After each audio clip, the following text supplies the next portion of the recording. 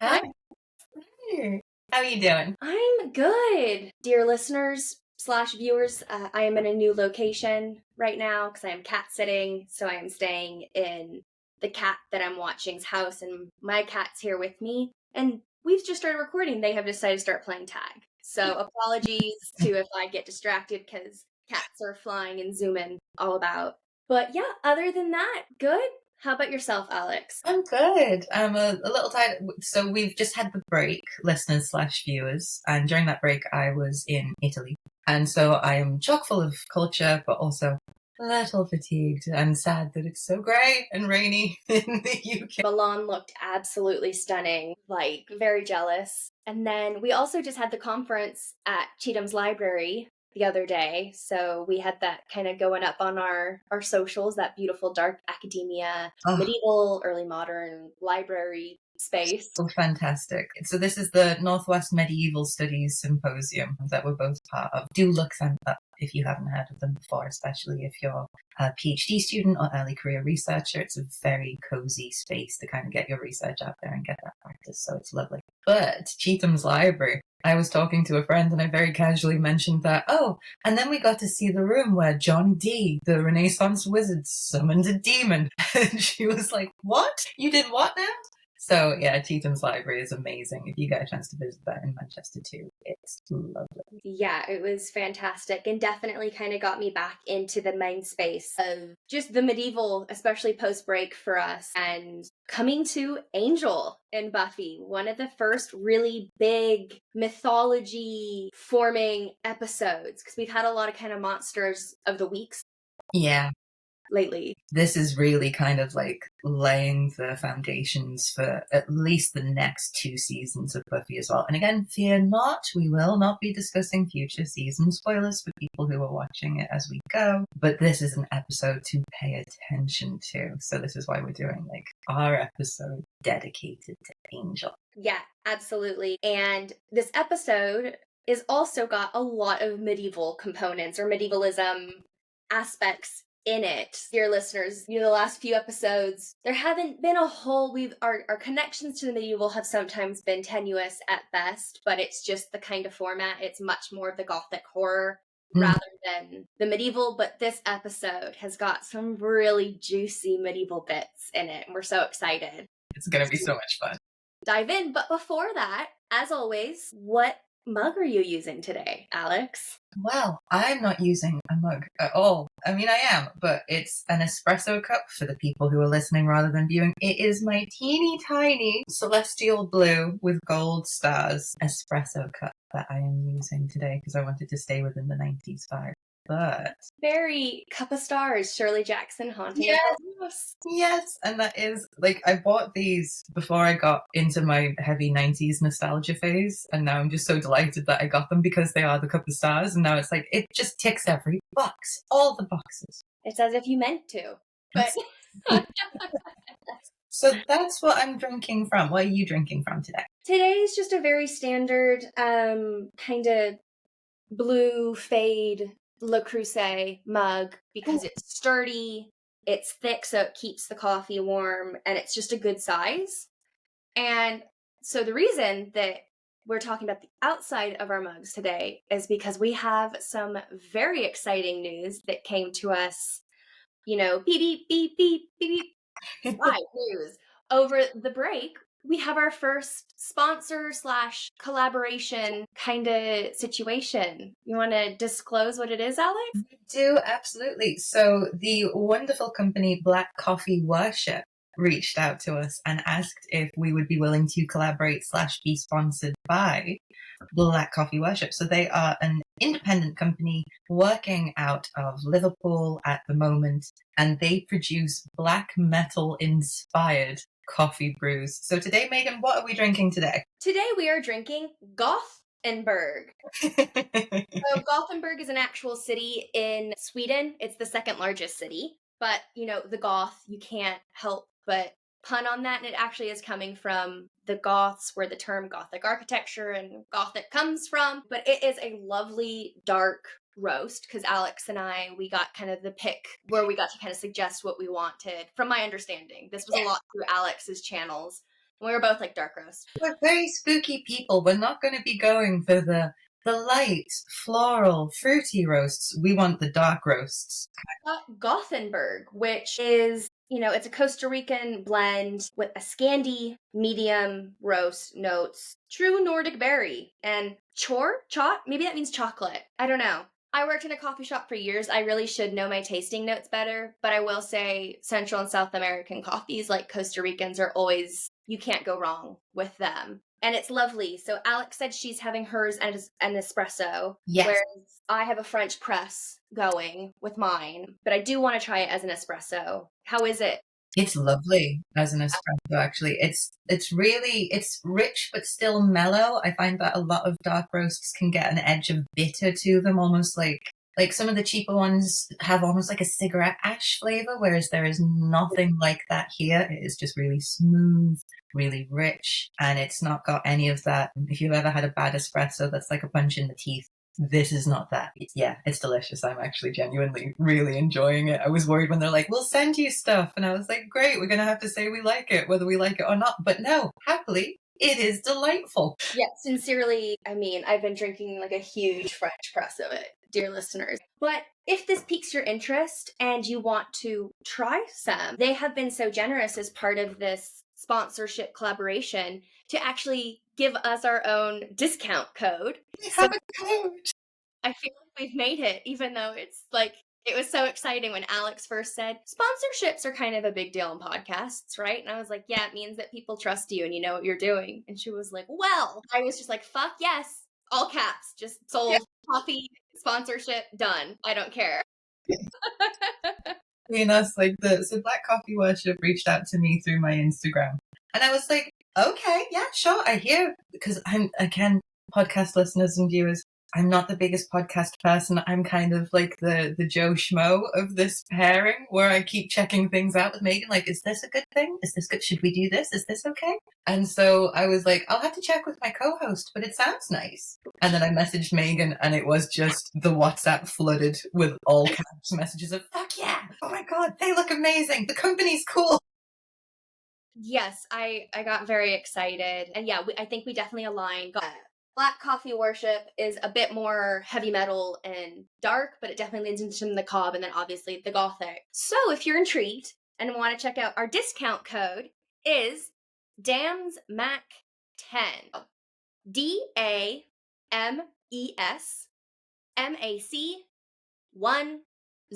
So, and that's to get 10% off whatever you end up ordering. Yeah, and they're on Instagram as well. And if anyone listening is from the Liverpool area, they have a stall at the Red Brick Market in Liverpool as well, so that you can pop in and buy it immediately if you can't wait for the incredibly quick postage, actually. Oh, so thank you so much for this opportunity, Black Coffee Worship. We're loving the Gothenburg. It's keeping these dams very macabre and a little chatty. And yeah, so I guess now to pivot from black metal, let's talk vampires and angel. Angel. All right. So we have, as Meaghan has mentioned, a lot of medieval-y things to talk about, beginning with the three. Meaghan, do you want to... Oh, I suppose we should probably summarize the episode. Yeah, so I will quickly do just the director and writer. I'll let you do the summary, and then we'll dive into the three. So, directed by Scott Brazil and written by David Greenwalt. So, Alex, what is Angel about? Okay, so the episode of Angel. Let's see. It begins in the bronze. Buffy leaves the bronze and gets attacked by three medieval-looking vampires. They're in chainmail, they're in shoulder greaves, that's that kind of plate metal armor, but they also have a bit of a hair metal vibe, big messy hair, scarred up faces. They look tough. She starts fighting with them, isn't necessarily winning. Looks like there's a moment of peril when in sweeps Angel, and Angel starts kicking them about a bit as well. But Angel gets injured, Buffy gets overwhelmed. They both flee and run back to Buffy's house. Now, as they're at the door, Buffy says, come on, get into Angel, and they slam into the house, close the door behind them, and Angel's like, it's okay, they can't come in unless they're invited. And Buffy says, oh, I've never been able to test that theory, not willing to risk it, basically.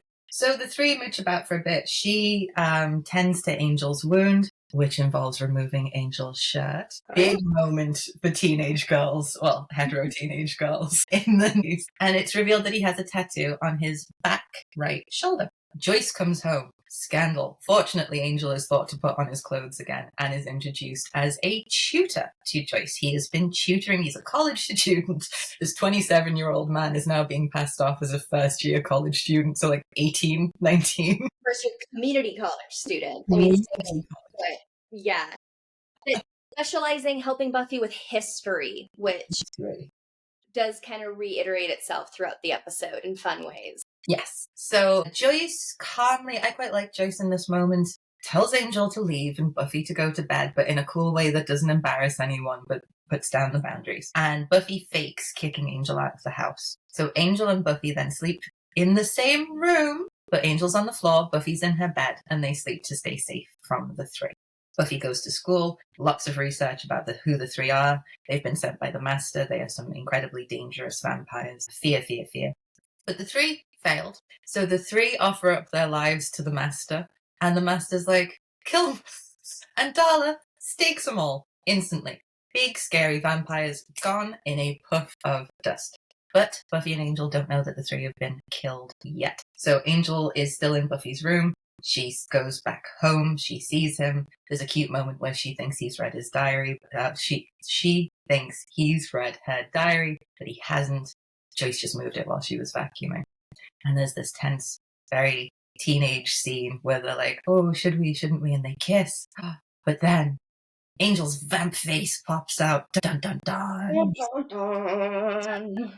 He's been a vampire all along. He leaps from the window in shame and ends up having this conversation with Darla where you find out that he and Darla have had a relationship in the past, that in fact they go way, way back. And Darla's trying to tempt Angel back towards normal vampirism because Angel, inexplicably, has bags of blood, like medical grade bags of blood in his fridge. And she's like, you're not exactly living on quiche. And he's like, no, I'm not like you, brood, brood, brood, brood.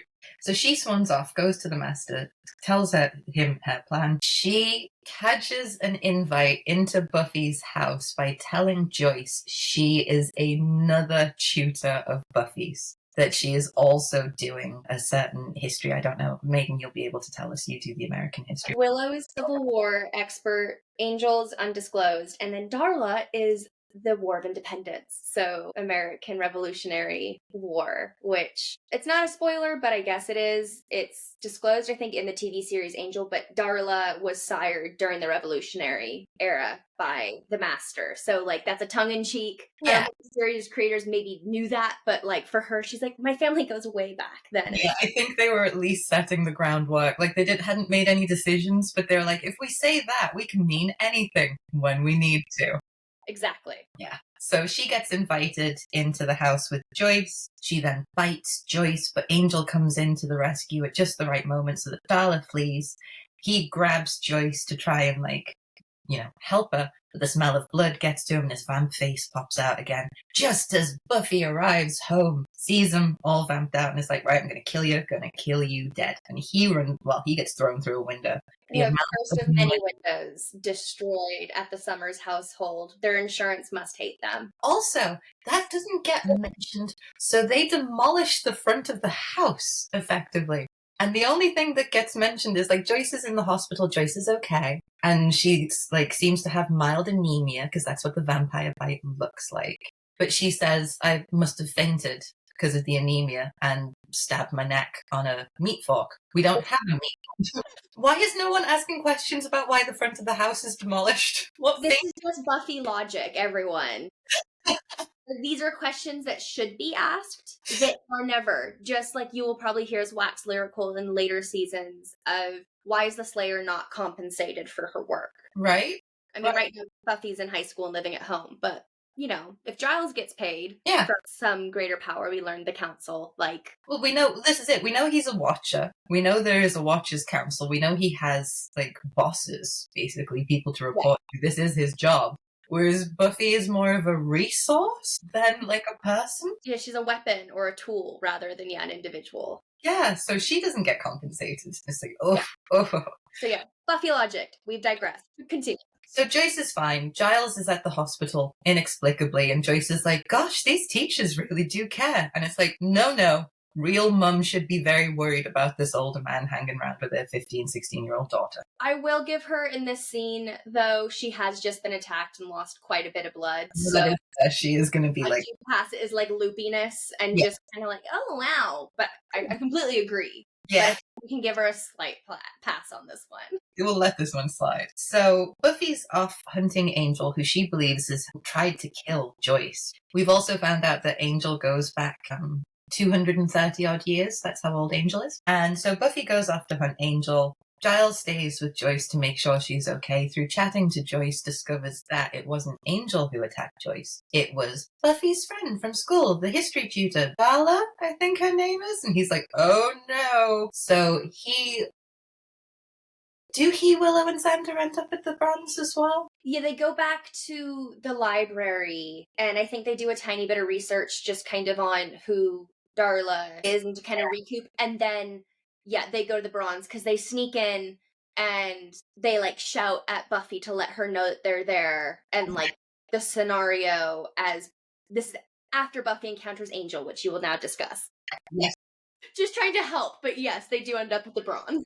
Yes, it did help. So Buffy and Angel are fighting. We now know that Angel isn't quite what he seems, but he does also seem to be trying to do some kind of like vampire suicide by Slayer. Like he's... Yeah, where they're fighting, and then he turns from his vamp face to his human face, and he's like, go on then, do it. Yeah. Kind of thing. He was like, I came here to kill you. Like, he's just so tortured and he's so sick of everything, and it's very ambiguous about whether he's trying to goad her or whether he's telling her the truth. Anyway, she shoots wide. She doesn't want to actually kill him, so she puts a crossbow bolt into the wall next to him. Darla appears, and we find out that Angel... So, quickest recap.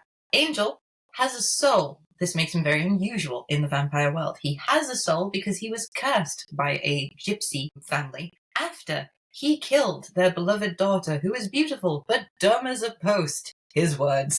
Yes. Later in the episode, we'll definitely get to and unpack this scene, because there's a lot. There is so much. So, and we also find out that Darla isn't just his ex, she made him. So she is what is in the Buffyverse called a sire. Yes. So she is both Angel's vampiric mother, bloodline. We'll say she's his source. Yes, We'll talk. We'll discuss siring and such as we go on throughout Buffy. And his ex-lover, and that they have decades and decades and decades and decades. Generations, I think Darla said. Yeah. So then Buffy starts fighting Darla instead of Angel. Buffy pulls out a crossbow. Darla pulls out guns. But then Angel comes up from behind and stabs Darla with the crossbow bolt. And Darla goes, Angel, turns into dust as she hits the floor. The whole scene, again, because my scene stealer is possibly there. I will decide exactly what it is as we talk in the episode, because I've got about 4 written down. Couldn't decide. It's hard. It's such a good episode, especially for moments of why have you made this choice? Yeah. No, this episode's got lots of good, and then there's some kind of cringe moments. And then the final scene is very important, Alex. So the final scene is in the Bronze again, so we've gone full circle from starting at the Bronze to ending at the Bronze. Willow and Xander are off to one side. Xander pointedly not looking at Buffy and Angel in the back of the Bronze. Willow gazing adoringly at the scene unfolding. As Buffy and Angel have to say goodbye. Because Angel is a lot older than Buffy, and it's not really appropriate for a Slayer and a vampire to be together. But they kiss goodbye anyway. And Buffy's big, chunky angel cross gets pressed into the gap in Angel's shirt and scorches his chest. And that's kind of like the last scene of the episode is where they talk about, like, I think they both say, it hurts. And they go, yeah, it does. And then Buffy leaves. It's painful. And there's that kind of duality of they're talking about heartbreak, but then the last shot is like Angel's smoldering chest wound. Yeah, so, oh my god, he was willing to be burned to kiss it goodbye. Again, very pivotal moment to anyone who liked boys and brooding boys in the 90s. That was Twilight could never, is what I'm saying. No. I mean, this episode does definitely have the foreshadowing of like, is this the face of a killer, Bella? Or whatever, the meme is. But yeah, great job, Alex. Sorry I kind of unrailed us at points. I was trying to contribute. Helpful, because this is one of those episodes where the events have to come out just right for everything to make sense. Yeah, it is whereas, last episode in the pack, it was, as I gave my summary, students are possessed by hyenas. The end. Like that. It's not a simple episode. But to get medieval, so I mean, just to begin at the end briefly. So I think it's funny because Sarah Michelle Gellar is like 5'2". She's short and little and petite.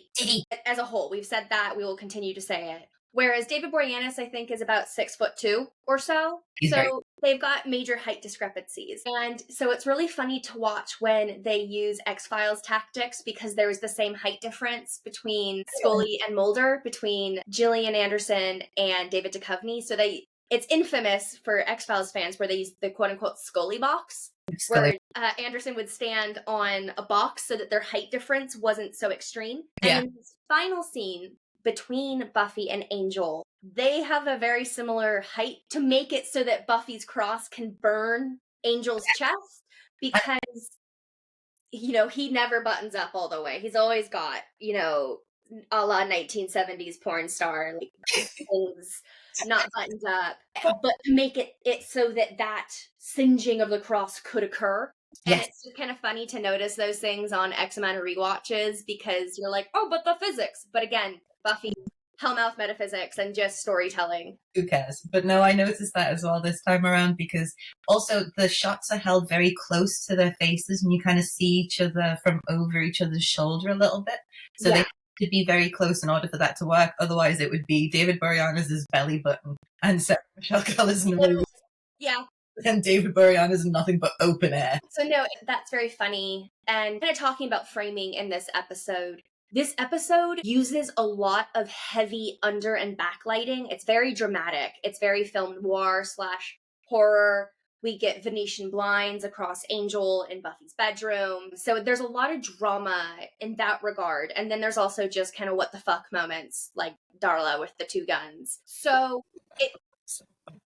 I know, I love it. So it's very atmospheric. And, we've talked about the Gothic being all about, it's like a language of atmosphere that comes from the medieval, this dark and brooding. And so we get a classic medieval Buffy moment just right off the get-go, as Alex said, with the 3, who are presented as this incredibly intense, viral, and violent threat that are maybe in the episode for 2 minutes tops. Buffy does do that sometimes. It's quite funny, where they're like, big threat. And then... Well, yeah, it's like what we talked about last week about the prophecies, and like how the prophecies just kind of like, this is the end of the world. It's sorted. 10 seconds later, it's over now. Yeah. But so the 3 are summoned by the Master to kill the Slayer. We also get a bit more of the Anointed One, who I like to think of as baby John Cusack, is what he looks like. Oh, fair. Yeah, that's... We learn his name, aside from the Anointed One, is Colin. And he has this very funny voice editing where it's his voice, but then there's also, like, placed over it, like a kind of deep, I'm the Anointed One. But so the 3 are called, and just the idea of the 3, right? That's very, 3 is just a sacred number, basically across, I think, the world. It's kind of one of those... of it, one way or another. Like sacred geometry, which is a la Euclid. But so the 3, if we're going with Christianity, Father, Son, Holy Spirit kind of thing. And then, as Alex said, they are in their armor, and they're also like the leather kit they wear under the armor when they're leather kit when they're training. Yeah, I've got to say, they look good. Like, there's a move going on in fashion at the moment called a castlecore or knightcore or weird evil. And people, like, there's some male influencers who are wearing, like, rock outfits and then throwing on medieval armor over the top, like greaves on a long sleeve black shirt. And it looks cool.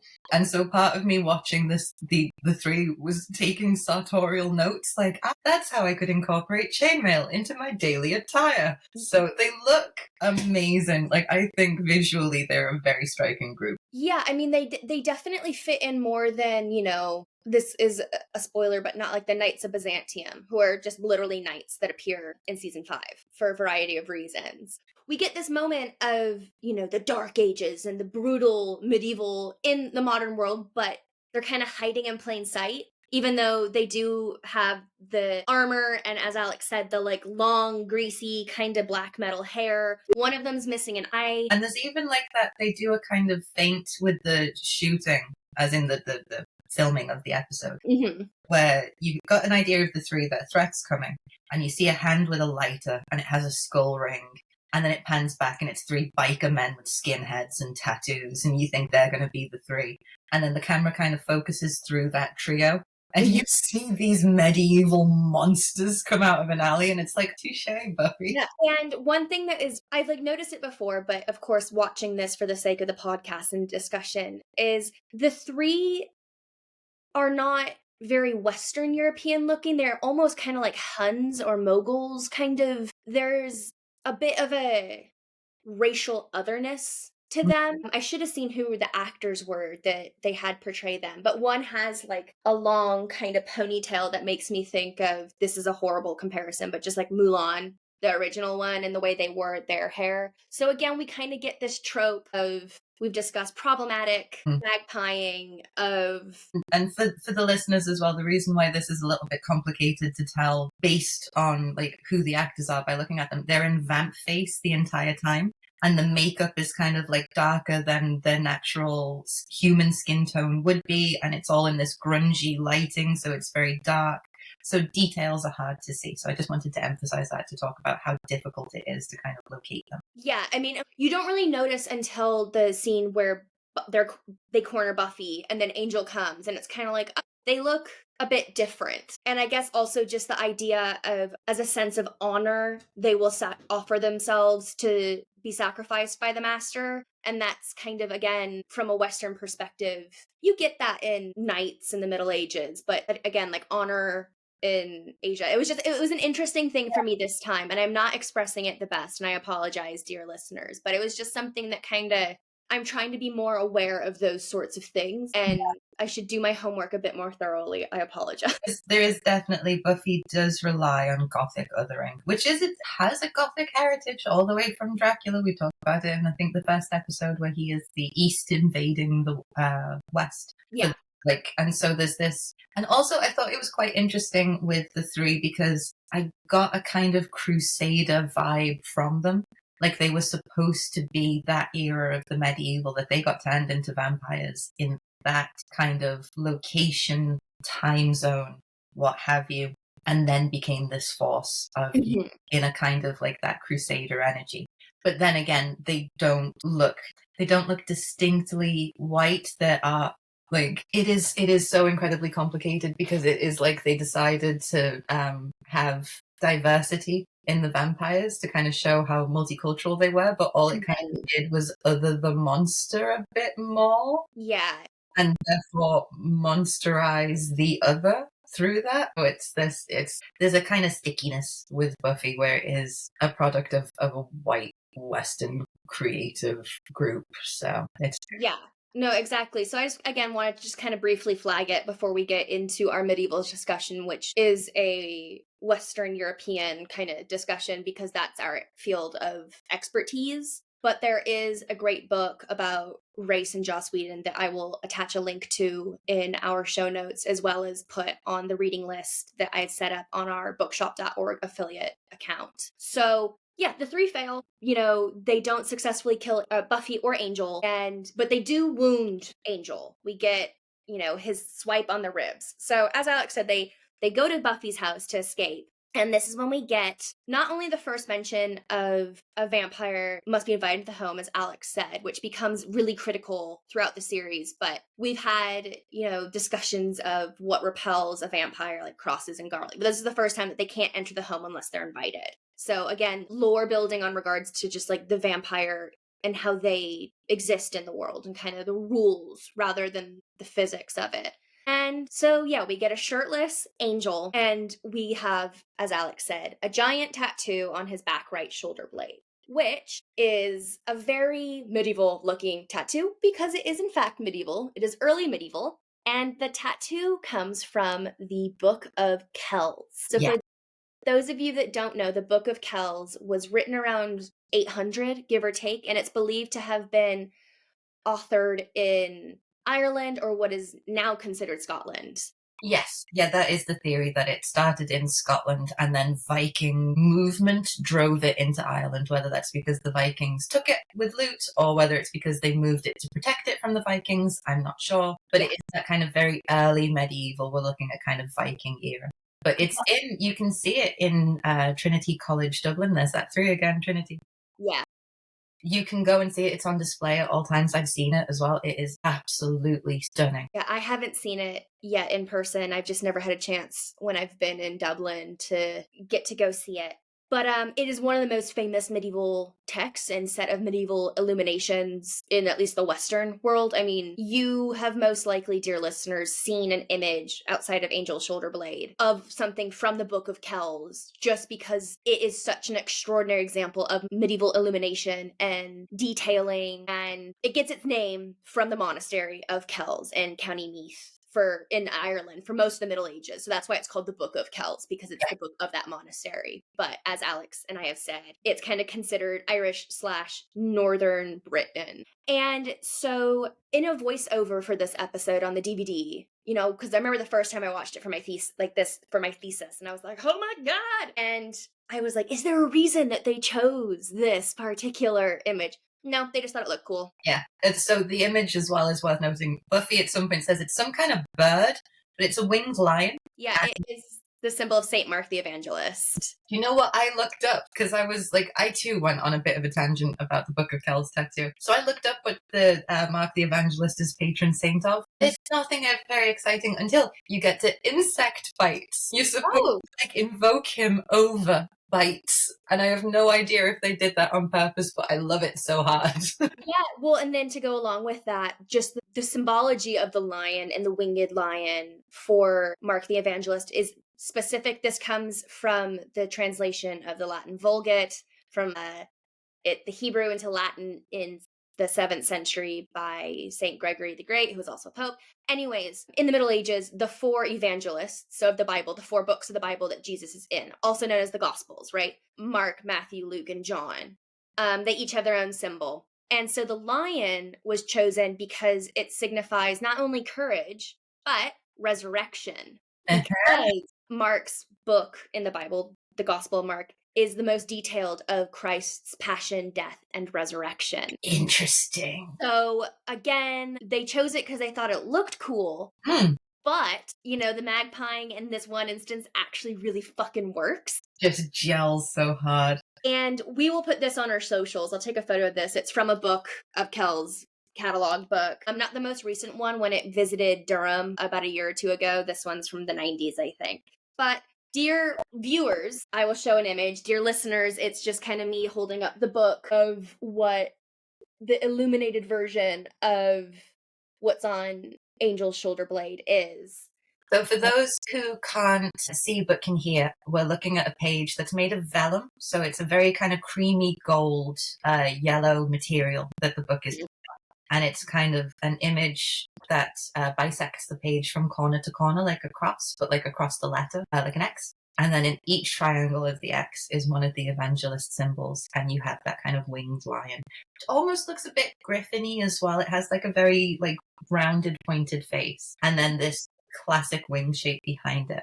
So yeah, this one is a version of a St. Andrew's cross, which is the X.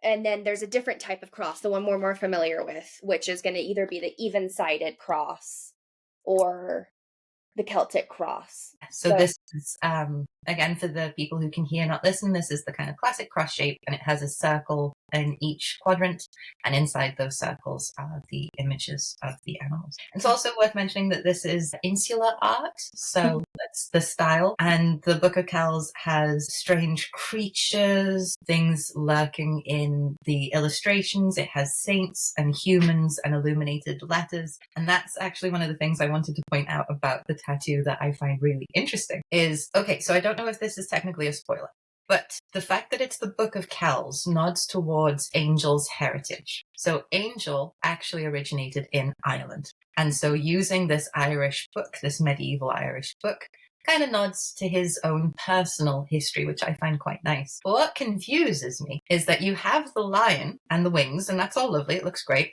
But then in the lion's feet, right at the bottom of the tattoo, is the letter A, which stands for Angel's initial. So Angel got named Angel because he's beautiful. He got named Angelus, and Angelus is the name that's used for Angel. The one with an angelic face. Yeah.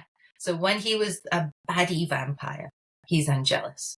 But when he became ensouled, and Meaghan will talk about that word, I'm sure, in a bit, he became Angel. The tattoo has an A in it.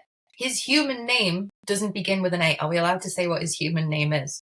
Yeah, go on then. It's fine. Liam. His name is Liam. The most disappointing revelation to a teenage girl in the 90s. Because, oh my God, like, I knew so many Liams, and they were annoying. And so the idea that Angel could be, like, in the same nomenclature bracket as these 14-year-old boys was devastating to me. It should have been something terribly romantic. Yeah. I think that though, is something they hadn't thought through yet. So they went with the A. But yeah, in regards to the mythology, it then kind of falls apart. Well, this means, like, I have questions. This means he has to have gotten the tattoo when he was a vampire. But vampires heal. What is it about the tattoo that isn't able to heal? Do they have to put something into the ink to make it remain in vampire skin? Also, it's a holy symbol. Holy symbols and holy things upset vampires. Is this removed in iconography far enough away from, say, a cross to therefore be okay to be, like, embedded in vampire skin? Have you ever thought about these things? Like, have you got any answers? Buffy logic. Those are my answers because... It's the window again. Yeah, it's, I have thought about it, and it's just kind of like, you just have to take it and let it not bother you, because, yeah, I've definitely thought, also because the timeline of Angel and his, re-ensoulment are, in this, it says it's been about 80 years, so if we're in 96, about 80 years would have been 1916, but we do learn in a later episode that it was actually in the late 19th century, so there are inconsistencies like that I just kind of have to, I personally brush off or go, okay, well, they're just getting more detailed in their lore. At least it's not... We went, really. Yeah, I mean, at least it's not like, oh, they decided to have it then become, 1750. Like, it's close enough. Yeah. But, yeah, no, I mean, it is a paradox. It is something to kind of let yourself think about and drive yourself mad. Also, just the idea of a vampire getting a tattoo, to me, just as a whole, is really funny. Like, I love it, because it's yeah. like a big commitment. When you're only going to live 80 years, you get a tattoo, let's say in your 20s or 30s, so you're therefore committing to having a tattoo for about 40 or 50 years. That's okay. That's not too big of a commitment, because you know you'll die and one day the tattoo will stop. But eternity with the same image really is, that's a different level of commitment. Like, yeah. So we get this reveal, and again, I think that they just went, oh, pretty picture, let's do this thing that kind of shows that Angel is in fact this person, rather than thinking it through that, like, oh, the Book of Kells is an actual, like, religious text, and we use crosses to get rid of vampires. And also, I think they just wanted an old image. I think it's really interesting that they went with a medieval image for a 17th century man. And for people who aren't aware, the medieval era was not fashionable. It was slated. Nobody liked it. In the era in which Angel would have been a vampire, medieval, not popular. It wouldn't have been a cool tattoo. It wouldn't have been a, oh, it's my heritage thing. They would not have gone to this as like a default. That's cool. Like we would now. I mean, again, it's just going, this is old. This looks old. This is what we associate with superstition and times of big evil. Yeah, it makes a vampire feel old, even though he's not that old at all. But it's just this confusing time. Yeah, so, I mean, that's a really big medieval moment in this that, again, as I said, it's a magpie moment, but it works, but it also asks a lot of questions. And so then we get, oh, everyone's helping Buffy with history, which is funny. Also, as we mentioned in the discussion of the first episode, Welcome to the Hellmouth, they were on the Black Death, but now they're doing Civil War construction, which is 1860s. I'm like, what history are we studying also? Because you don't usually get American history with world history. But anyways, I digress. It was just like a funny thing where, again, I think they're just kind of like high school. And you're like, it's like one of my big niggly things with, I love the film Midsummer with Ari Aster, does not fucking know how a postgraduate degree, especially a PhD thesis, works. The whole aspect of like deciding what their thesis is going to be on and everything, despite them being it for X amount of years, is a lie. It's stupid. It doesn't make sense. And you just have to kind of go, okay, that's fine. Fine. That's totally something you could do, is just kind of make up your mind as you go. You haven't had to fill out 1,000 forms promising people what your like outcome is going to be and what you're going to research and guaranteeing you're going to know stuff at the end of it. No, and applying for funding that's reliant on what you're going to do. Sorry. PhD digression. But applying it to, high school. Yeah, we get some kind of filler moments. I loved there's this one scene where they're talking about, I believe it's still a 3. And Willow goes, Giles, how do you just happen to know everything? He goes, oh, well, you weren't here from midnight to 6 a.m. researching. And I really liked that moment because Giles is quite often like, I should have known or remember, or they kind of open 3 books and on the 3rd one, they find what they're looking for. But this was a little moment of all the hard behind the scenes work, especially on Giles in regards to researching and scouring these texts to find answers. And so I just wanted to give that a little bit of like a little round of applause, because academics will all understand that pain and suffering. Don't we just? And then we get another quick medievally quip scene. This is before we get into the ensoulment. I just kind of want to give it a brief nod just to kind of go chronologically, even though we said we weren't going to do that, just because that's how my brain works. I apologize. But so, dear listeners, Buffy's in weapons training with Giles, and she goes, oh, crossbow, like fun, shiny, flying death and everything. And he goes, no, we must start with the basics. And so they're using the quarterstaff, which is basically just a giant stick that is actually very hard to wield. And Buffy starts off, just kind of trying to figure it out. And then within 30 seconds, she completely trips up Giles and like slams him to the floor by swiping his feet out from under him. And he goes, okay, we'll move on to the crossbow. But the quarterstaff is a medieval training tactic. Yeah, well, it's worth noticing as well, like when she picks up the crossbow and she goes, hello, flying fatality. And he goes, no, quarterstaff. And she picks up the staff and she goes, I'm not going to be fighting Friar Tuck. Yeah. She goes, Giles, it's the 20th century. I'm not going to be fighting Friar Tuck. Which is just funny because actually she does sometimes fight, like, again, the 3, these like medieval vampires. They're just use old weapons, Again, this is the only episode that we see guns being used. We just get another big giant boom boom mass destruction in season 2. Oh, but the guns though, it's like, no, we'll wait. Because but so just kind of again, really they're honing in on the tradition of the Slayer and the old ways. They stand true, and they do, for the Slayer. And so it's just funny, again, I don't think they thought like, oh, quarterstaff is a medieval thing. Crossbow is actually very, I think, tethered to the medieval, and it takes a lot of skill and strength to wind a crossbow, and then the precision of shooting it. They take time to load up and crank, and so it's not always the most effective of like in battle by yourself. If you have a bunch of other people with crossbows, then great, but like some soldiers in front of you doing the hacking and the slashing, and you can just kind of fire over them a little bit or through them. Like symbol. And so that'll become really important later on in this season, and kind of as Buffy, the crossbow becomes kind of one of her favorite weapons throughout the series. I think everyone, if they've seen anything of Buffy, they've probably seen her holding a crossbow at some point. Well, they even put it in like the title music in that wonderful 90s tradition of the montage. Like, with her holding it. Just kind of goes like that. With Nerf Herder. So yeah, just had to kind of give that little shout out of like medieval warcraft and weaponry. Briefly, that's not a field that I know anything else about. So your listeners, if you want to contribute more details, please do, but please don't come at me or Alex being like, well, actually, because that's not my field of. That's outside the scope of this podcast. Inside joke, dear listeners. So just again, briefly, before we really get into like the soul thing, is I just had to flag Buffy's outfit in her bedroom when her and Angel kiss, because that is costume foreshadowing for the finale episode. Also, Angel like shows that he's a vampire, But then Buffy's still wearing his leather coat the next day at school. So I was like, but she's scared of him. I just thought that was an interesting detail of like maybe it was a subconscious thing and they didn't really think it through. But or maybe like the costume designers, because also we have to acknowledge that sometimes new people work on episodes that haven't worked on previous episodes, and they might have just gone, "This looks cool." Fling. yeah. Like Xander wears a green shirt that he wore throughout the pack like a lot, which I actually liked because sometimes I go like with Buffy, well then we see how many coats does she own? How many outfits? And a Right? can get expensive designer Yeah. later. So it's like I Yeah. also Xander always wears a St. Christopher as well. So I had that written down because it was the first time I really noticed it, and I went, "Is Xander wearing a St. Christopher?"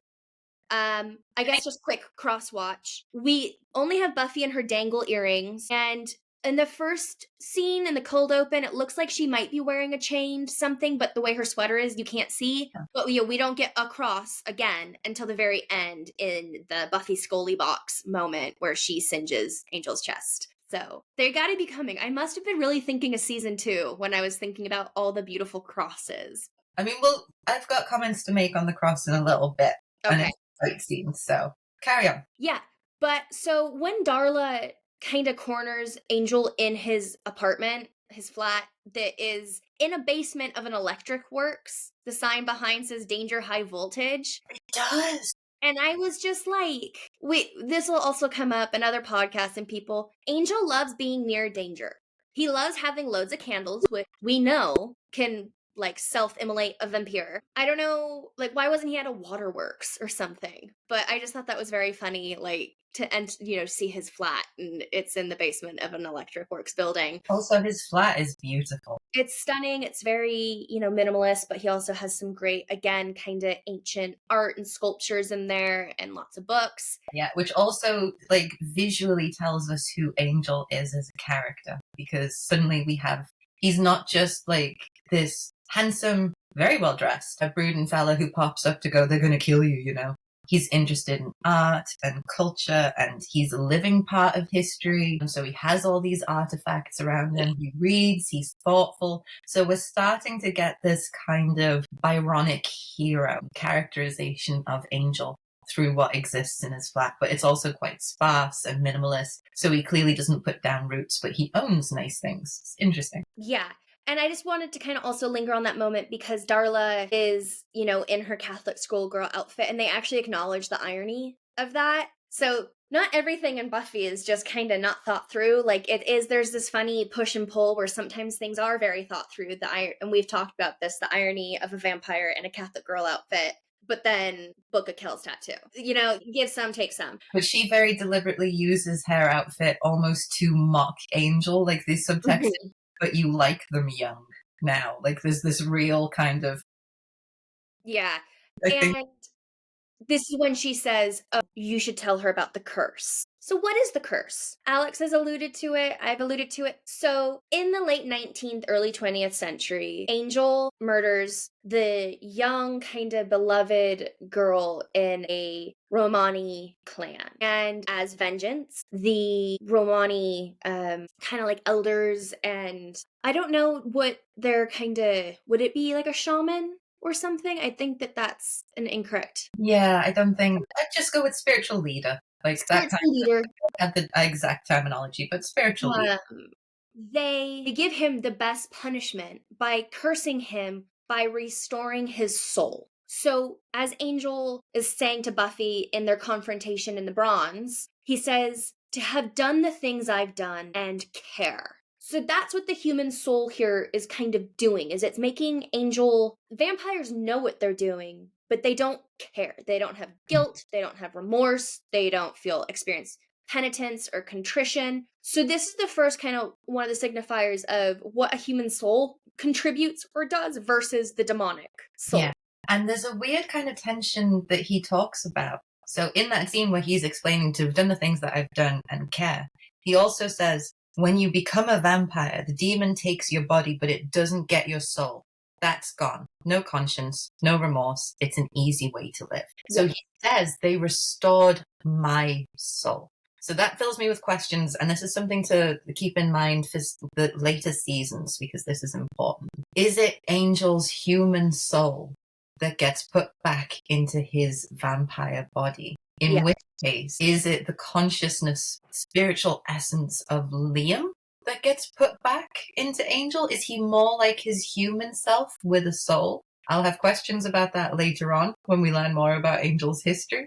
But that seems to be what they're hinting at here, that it's not just that you get a switch turned on and off in you, soul, not soul. Something literally gets extracted from you. And then that, for Angel, gets put back in, restored. Just thought that was a really interesting choice of words for them. Yeah, and I currently have my thesis up to kind of help me keep track of these thoughts, because it is very tangly and knotty. But not only does Angel say that, the soul, it doesn't get the soul, it's gone. So the human soul is gone. And so you have this empty human body vessel that is then animated and infected, possessed by the demonic soul, the vampire. But earlier in the episode, we get Giles once again asserting, because Buffy's asking Giles, well, can he be a good vampire? And this is showing the black and white thinking of the Council and the Watchers, at least, of no, all vampires are bad. All of them are like the living undead, walking undead, demonically possessed, a la the Middle Ages from lots of lore, like the Greek Vrikolakas, the Icelandic Draugr, and European revenants of the Middle Ages. Because Giles, again, kind of asserts, we've seen him say this, he says, a vampire is not a person at all.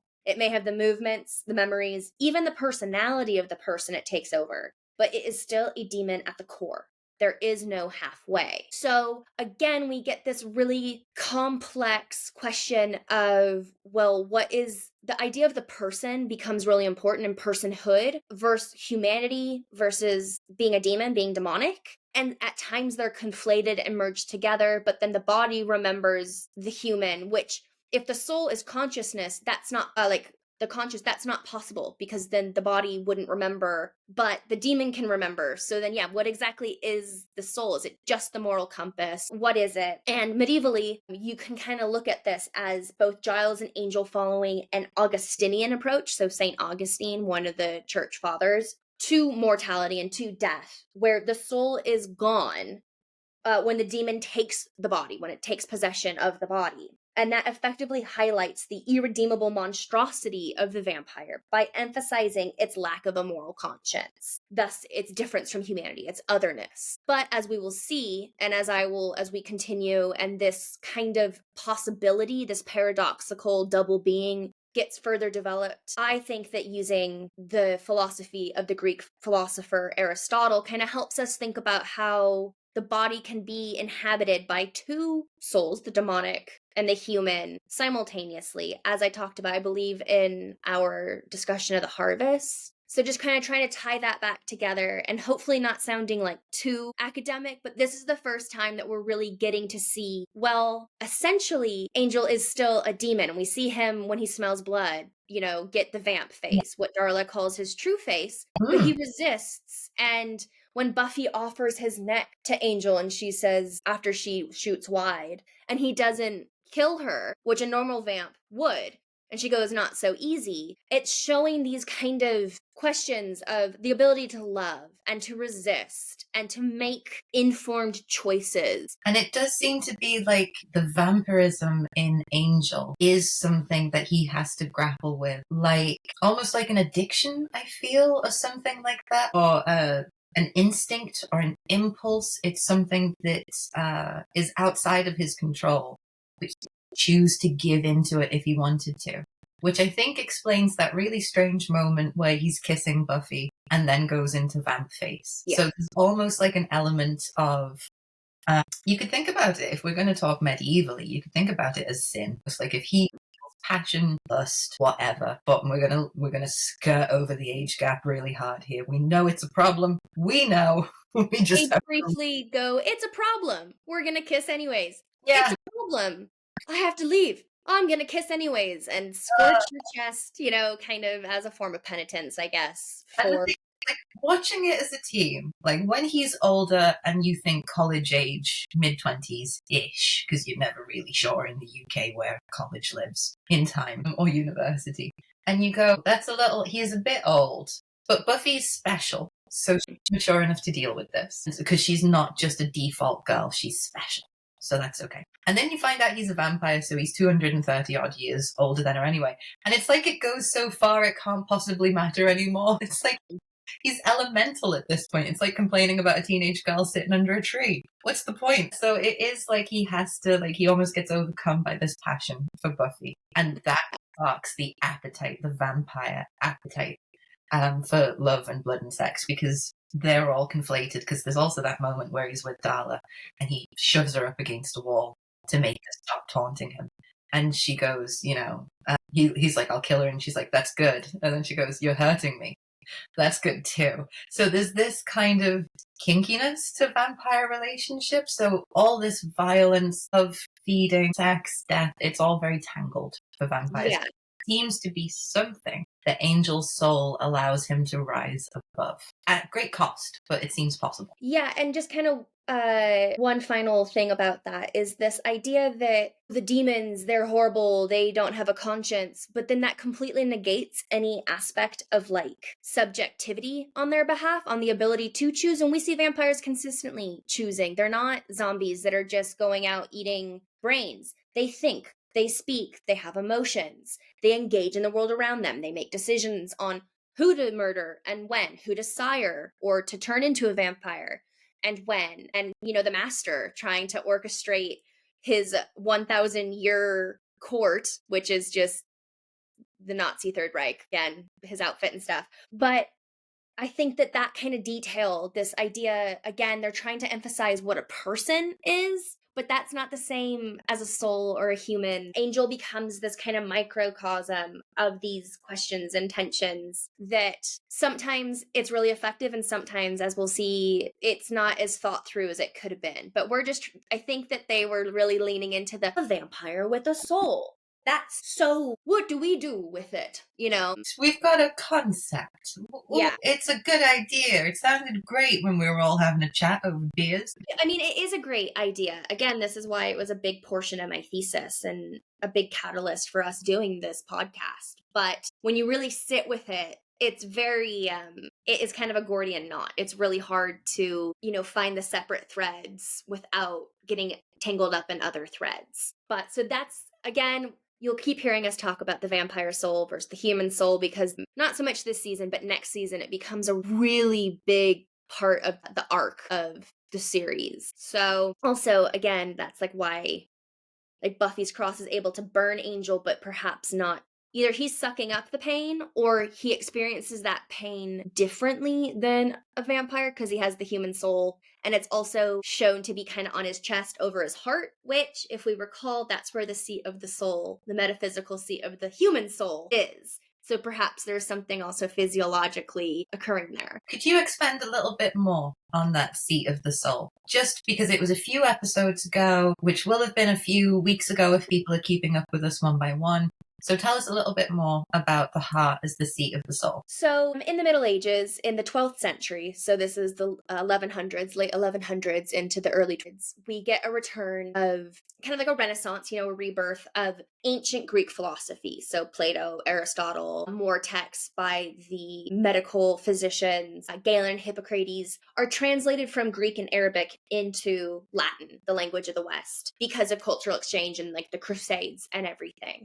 So the heart has always been really important. It's in the Middle Ages, it was believed anatomically that once the heart stopped beating, that was death. Today, it's more complicated than that.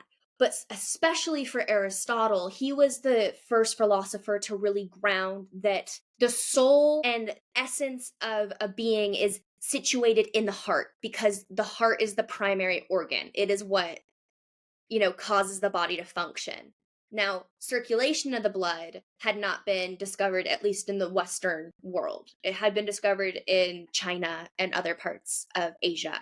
But in the Western world, they knew that blood kind of like moved around the body, but they thought it was more like it just filtered from one side to the other and then kind of somehow dispelled out of the body rather than working in a circuit. So yeah, the heart they knew that it was important. And because the soul is the essence of the person, right, in mind, body, soul, this is all also still tethered, but the heart became the idea of like, well, that's where the most pure part of the person is. That's where the soul is. But we also have, if people, dear listeners, you recall, the parallel idea that the blood was also the seat of the soul because blood is life. Blood is death.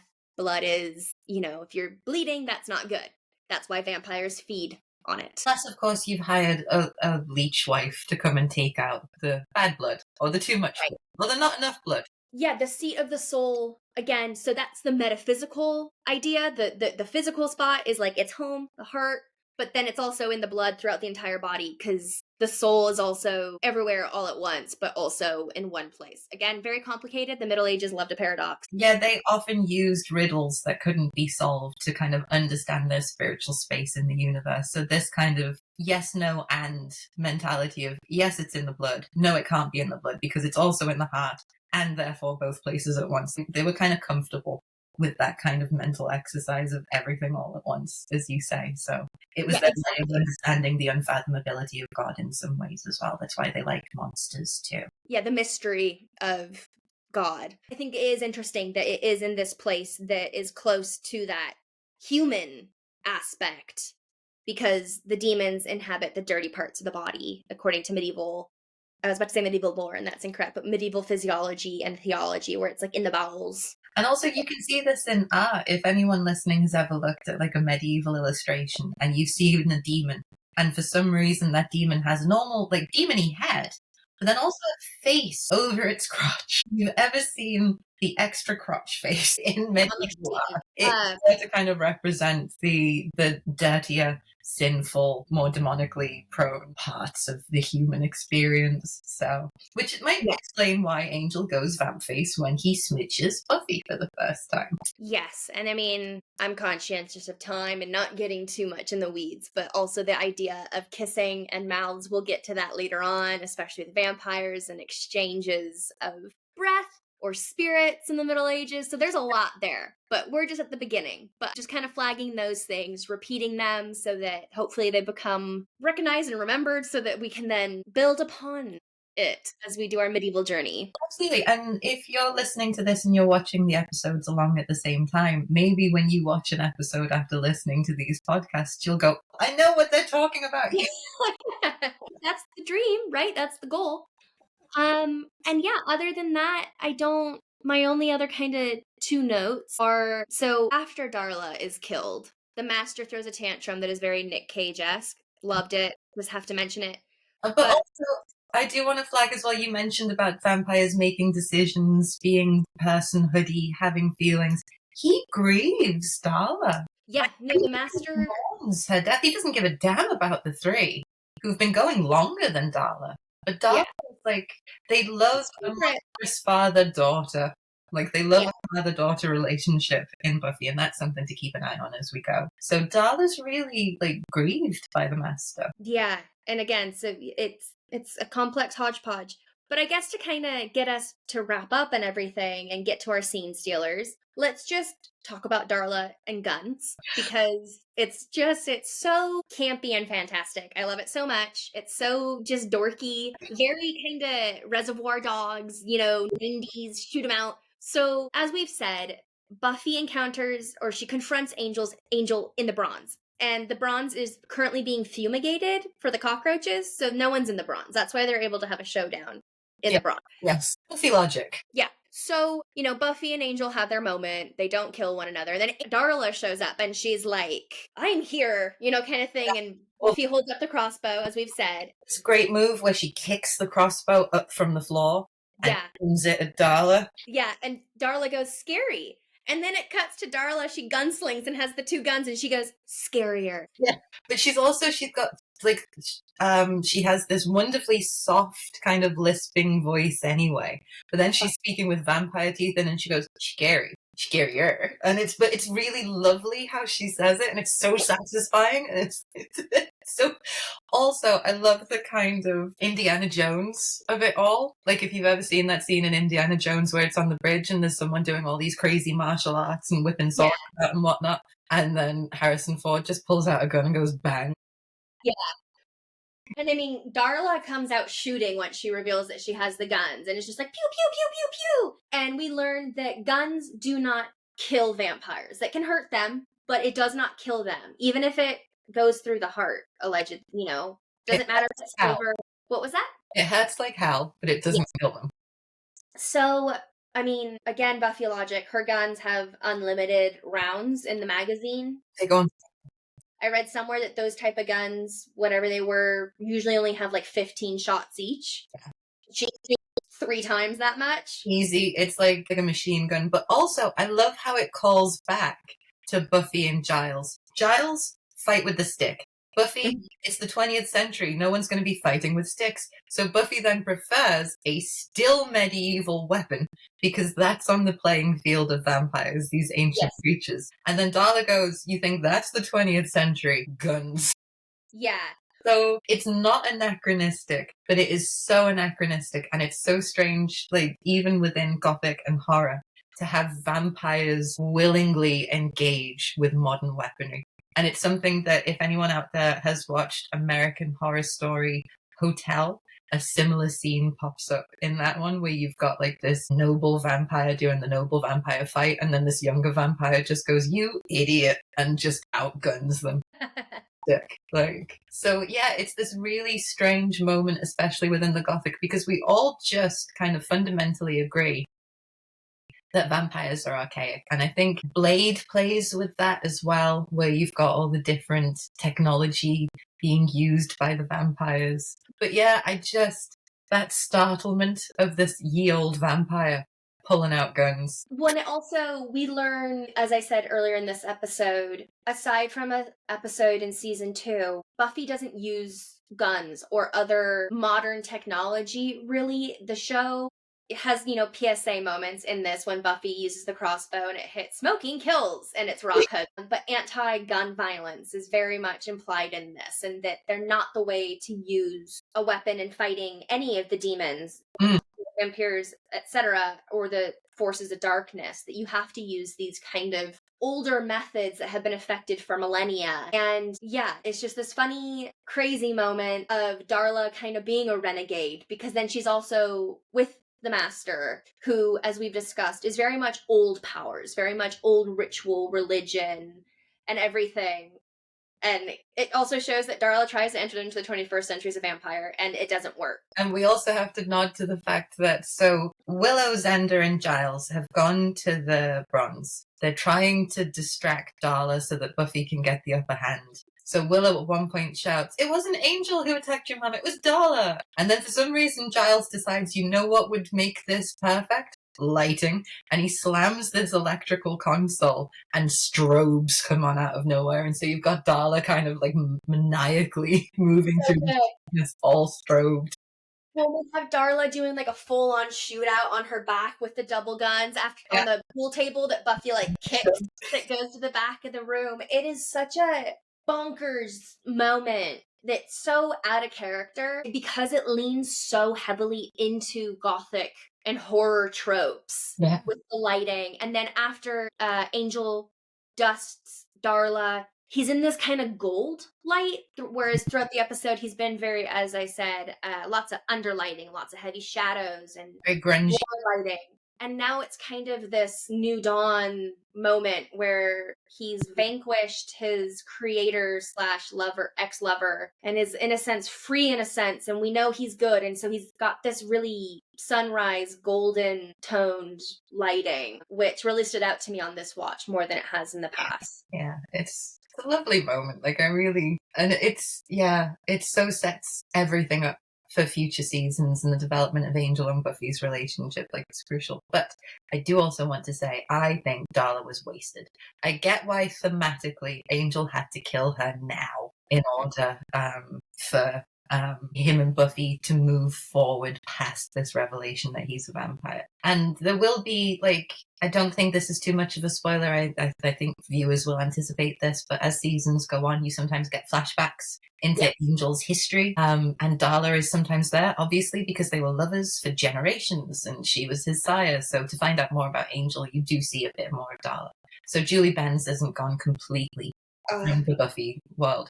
But Darla was wasted in Buffy. Wasted.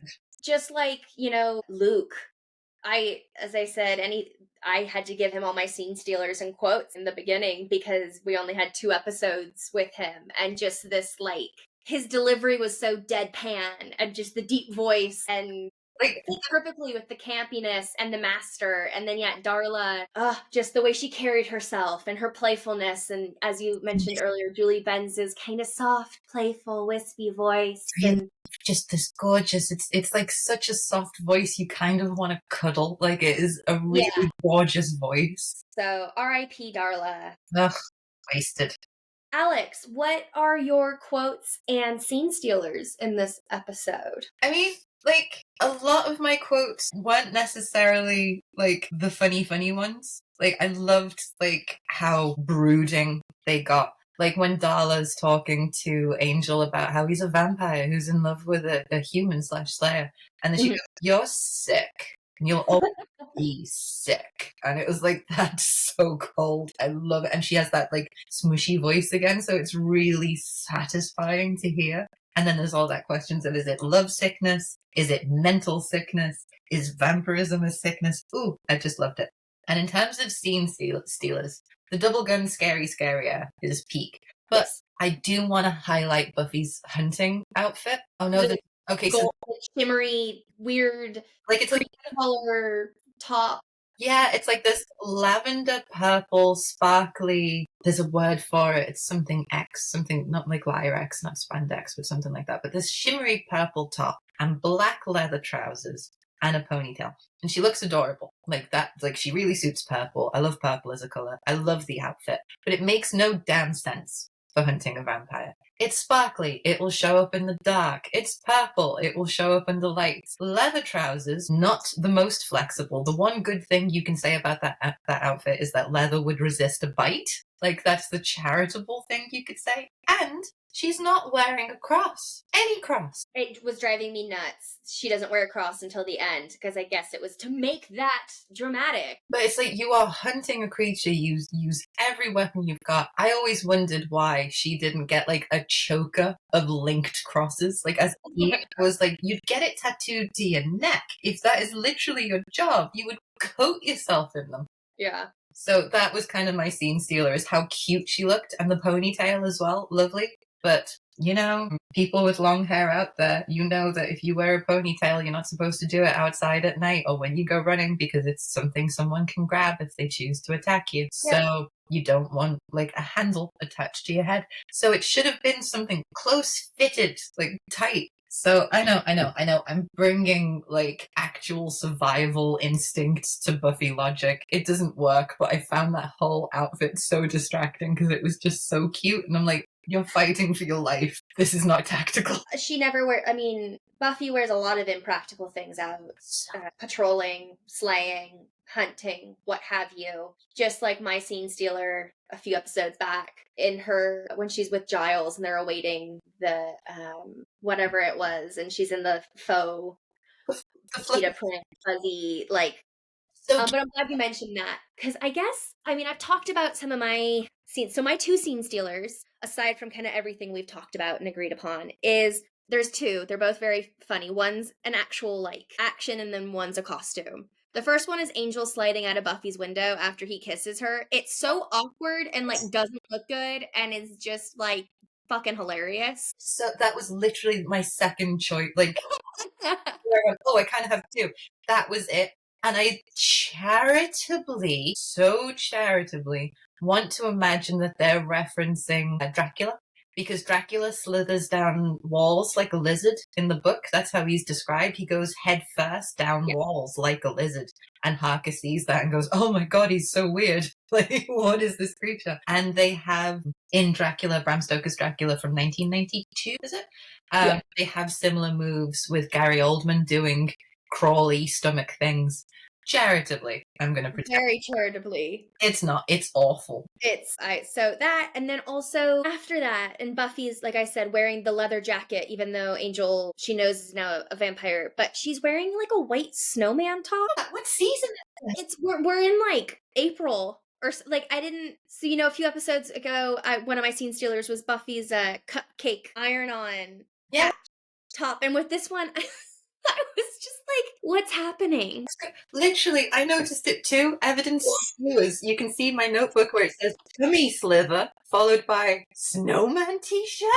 Question mark, exclamation point. Man, so that's funny that we were like on the same page with those this week, because usually we do kind of pull different things. And then my quote, I will stick with Giles saying you weren't here from midnight to 6 researching, just because I think that we need to really acknowledge the hard work that Giles puts in, and the other Scoobies. I mean, we get scenes of them looking at old books at one point in this episode, but Giles is, for the nerd in all of us, and for us PhD students and researchers, the unsung hero. Really is. I mean, we talked about it a little bit in the witch episode where he's part of like the clerical underworld of necromancers or whatever. Mhm. He is the most educated character, and that sometimes just gets breezed over because he's the older regular character. So there's just this assumption of authority. So it's really nice where he goes, actually, I have the academic chops to back this up. I am an incredibly skilled person. Just because I'm a high school librarian doesn't mean that that's all I am. So he has these dual identities too. So it's nice to see that kind of behind the scenes peek of how good he is at his real work. Yeah, Giles. Giles. But speaking of the real work that goes into academics and everything, Alex, where can people find you, in the real world of academia, etc.? So you can find me on Instagram. I'm Decadence and Dark Ages on Instagram, or you can look for my actual name. I do a lot of art history posts and silly little reels of clothes because, as I mentioned, I'm sartorial and motivated. Also, I want to acknowledge Angel's like low nat velvet jacket that he wears with that white V-neck t-shirt. Yes. Keen as an outfit. It's beautiful. So you can find me on Instagram. You can also find me on literatureunlocked.org. I do a lot of workshops, seminars, online lectures, just to try and get academic research outside of the ivory tower.